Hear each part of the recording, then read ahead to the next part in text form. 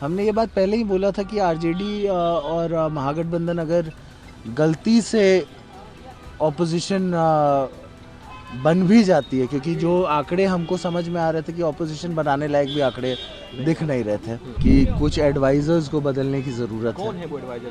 संजय यादव हैं, उसके बाद मनोज झा हैं, प्रीतम हैं।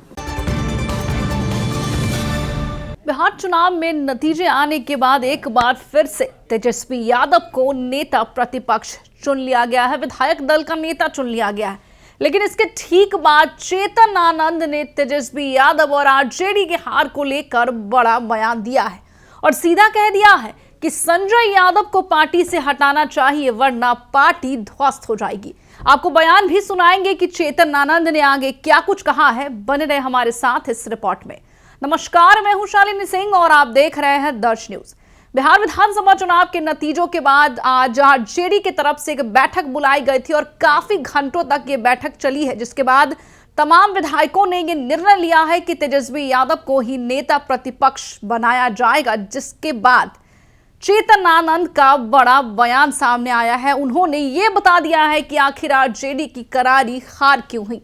आइए सबसे पहले आपको चेतन आनंद का बयान सुना देते हैं। क्या आप मंत्री के रूप में शपथ लेंगे? अरे ये सब मेरा डिसीजन नहीं है भाई, है ना। आप लोग का, प्रेस वालों का बहुत बहुत धन्यवाद कि आप ऐसा सोच रहे हैं, लेकिन जो भी डिसीजन होगा वो तो ऊपर से लिया जाएगा, है ना। शपथ ग्रहण कब होगी? 20 को होगी, 19 को होगी? कुछ 20 तक हम मानते हैं कि हो जाएगी, हाँ। है ना। और बिहार के तमाम लोगों को बहुत बहुत ढेर सारी शुभकामनाएं, है ना। आरजेडी तीसरी बड़ी पार्टी बन गई है, पहले नंबर 1 पे थी विधानसभा में। इस पे क्या कहेंगे? क्या हार की वजह रही? तीसरी बड़ी पार्टी कैसे आप कह रहे हैं? चलिए, खैर बन भी गई होगी तो कितना कम आंकड़ा है, बिल्कुल 25 है ना। और हमने ये अपने इलेक्शन के टाइम भी बोला था, बहुत सारे रिपोर्टर्स मेरे पास आए थे।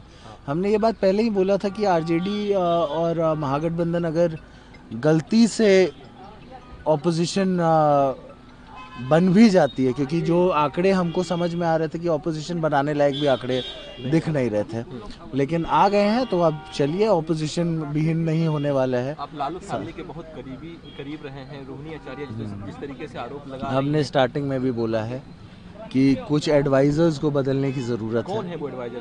संजय यादव हैं, उसके बाद मनोज झा हैं, प्रीतम हैं।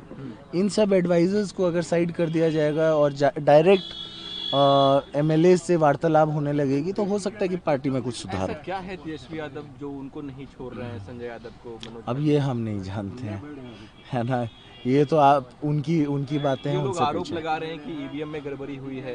अभी बैठक अरे जब तो ये बंगाल में ईवीएम था कि नहीं था, झारखंड में ईवीएम था कि नहीं था, तो ईवीएम सिर्फ बिहार में था क्या? ये बेतुकी बातें हैं, है ना। चलिए, ठीक।